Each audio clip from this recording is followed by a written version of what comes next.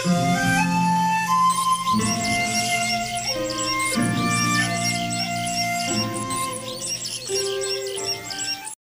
The lord. జీవం కలిగిన యేసుక్రీస్తు వారి నామములో అందరికీ వందనాలు. ఎలా ఉన్నారు? దేవుని యొక్క రక్షణ, దేవుని యొక్క కాపుదల మేరకు మీరందరూ కూడా క్షేమంగా ఉన్నారని నేను తలంచుచున్నాను. ప్రభు ఇచ్చిన ఈ యొక్క విలువైన సమయాన్ని బట్టి నేను దేవుని అంతగానో స్తుతిస్తూ ఉన్నాను. హల్లెలూయా. ఈరోజు దేవుడు మనతో మాట్లాడడానికి తన యొక్క మాటను వినిపింపబోతున్నారు.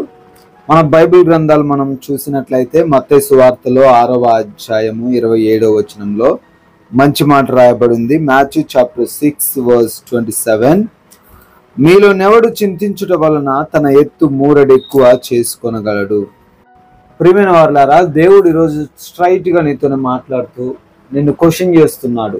ఏమని క్వశ్చన్ చేస్తున్నాడు అంటే, మీలో ఎవరైతే చింతిస్తున్నారో చింతించడం వలన నీ పరిస్థితులను మార్చుకోగలవా? నువ్వు చింతించడం వలన, నువ్వు బాధపడడం వల్ల నీ బ్రతుకు నీకు మారుతుందా? అందుకే ఇక్కడ లేఖనంలో చాలా క్లియర్ గా రాయబడింది. ఏమనంటే, మీలో ఎవరు చింతించడం వలన తమ యొక్క హైట్ లేదా తమ యొక్క ఎత్తుని మూరెడైనా ఎక్కువ చేసుకోగలడు అనే మాట యేసుక్రీస్తు వారు మాట్లాడుతున్నారు. మా ఇంట్లో సమస్యలు వచ్చాయండి, మా ఇంట్లో బాధలు వచ్చాయండి, అందుకే మేము చింతిస్తున్నామండి, అందుకే మేము బాధపడుతున్నామండి, మాకు అప్పులైనాయండి, నాకు అనారోగ్యం వచ్చిందండి, నా కుమారులు నా పరువు తీసేశారండి, నా కుమార్తె ఒక వివాహం చేసుకుని కులంగానోని మతంగానోని వివాహం చేసుకుని నా పరువు తీసేసింది. ఇలా నీ యొక్క సమస్య నీకు ఉండొచ్చు, నీ ప్రాబ్లం నీకు ఉండొచ్చు.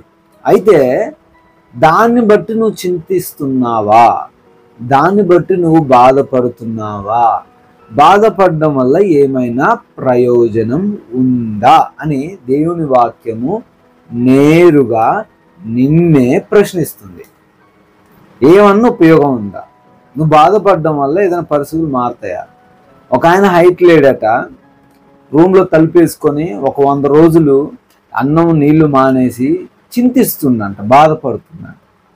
100 రోజుల తర్వాత బయటకు వచ్చి చూసుకుంటే ఒక మూరెడు కూడా పెరగలేదట, ఇంచు కూడా పెరగలేదట, 1 సెంటీమీటర్ కూడా పెరగలేదు. ఎందుకు పెరుగుతారండి? దానికి చేయాల్సింది చెయ్యాలి. హల్లెలూయా. దేవుడు ఏమన్నాడంటే, మీరు చింతించడం మానేయండి. Stop worrying. నువ్వు చింతించడం మానేసి ఏం చేయాలండి? మరే బాధపడకుండా ఏం చేయాలండి? సమస్యలు వచ్చాయి, బాధపడకుండా ఏం చేయమంటారండి? బాధలు వచ్చాయి, మీరు బాగానే చెప్తున్నారు, నేనేం చేయాలి? నీకు వస్తే తెలుస్తుంది కష్టం అని బహుశా నువ్వు అనుకుంటుండొచ్చు. కానీ నువ్వు బాధపడితే పరిస్థితులు మారవు. నువ్వు లేచి నిలవబడు, ముందుకు సాగమంటున్నాడు దేవుడు. నిరీక్షణ లేని అన్య జనుల వలె మీరెందుకు చింతిస్తున్నారు? మీరెందుకు బాధపడుతున్నారు? మీరెందుకు కన్నీరు గారుస్తున్నారు? వాళ్ళకి నిరీక్షణ లేదు, వారికి దేవుడు లేడు. కానీ నీకు దేవుడు ఉన్నాడు కదా, నువ్వు నమ్మినేసే ఉన్నాడు కదా, ఆయన పరిస్థితులు మారుస్తాడు కదా, ఆయన జీవమును ఇవ్వగలిగిన దేవుడు కదా, ఆయన నీ పక్షాన యుద్ధం చేయగలడు కదా. మరి ఎందుకు నువ్వు బాధపడుతున్నావు? ఎందుకు నువ్వు కంగారు పడుతున్నావు? చింతించడం వల్ల పరిస్థితులు మారవు తల్లి, చింతించడం వల్ల స్థితిగతులు మారవు సహోదరుడా. దేవుడు మాట్లాడుతున్నాడు. Come on, what you have to do.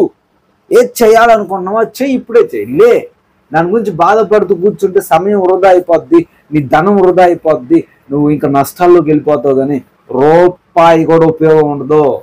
హల్లెలూయా. కాబట్టి చింతించడం మానేసి దేవుని వైపు చూడు. ఈరోజు దేవుని వైపు చూస్తూ ఏదైతే చేయాలనుకుంటున్నావో అది చెయ్యి. చేస్తేనే కార్యం అవుతుంది. కూర్చుంటే పనులు కావు. చెయ్యి. దానికి కావాల్సిన వర్కౌట్ చెయ్యి, దానికి కావాల్సిన ప్లాన్స్ తయారు చేయి, దానికి కావాల్సిన ఇన్వెస్ట్మెంట్ పెట్టు. ఆ బాధ నుంచి నివారణ పొందడానికి ఏం చెయ్యాలో అది చెయ్యి. అద్భుతంగా నువ్వు మేలు చూస్తావు. May God bless you all. ఈ మాటలను బట్టి ప్రార్థిస్తాను, ప్రార్థనలు ఏకీభవించండి. సర్వోన్నతుడ స్తోత్రాలు. అయా బిడ్డలు చింతిస్తున్నారు, బాధపడుతున్నారు, దేనిని బట్టి అయితే చింతిస్తున్నారు ఆ చింత యావత్తును తీసివేయండి. చింతించడం వల్ల రూపాయి కూడా ఉపయోగం లేదంటున్నావు నాయన. అయ్యా వారి చింత తీసేసి ధైర్యము కలిగి మీ వైపు చూస్తూ ముందుకు సాగే కృప దయచేయండి. ఎవ్వరు కూడా ఈ మాటలు వింటున్నా, ఈ ప్రార్థనలోకి వస్తున్న ఎవ్వరు కూడా చింతించకుండా ఆయన మీ వైపు చూస్తూ నా దేవుడు నా యేసయ్య చేయగలనే విశ్వాసము, ధైర్యము వారిలో కలగజేయమని మహిమ కలిగిన యేసుక్రీస్తు వారి నామంలో ఈ ప్రార్థన అడిగి వేడుకొని పొందుకొని ఉన్నాము తండ్రి. Amen, amen. My God bless you all. దేవుడు మీ అందరినీ కూడా దీవించి ఆశీర్వదించును గాక.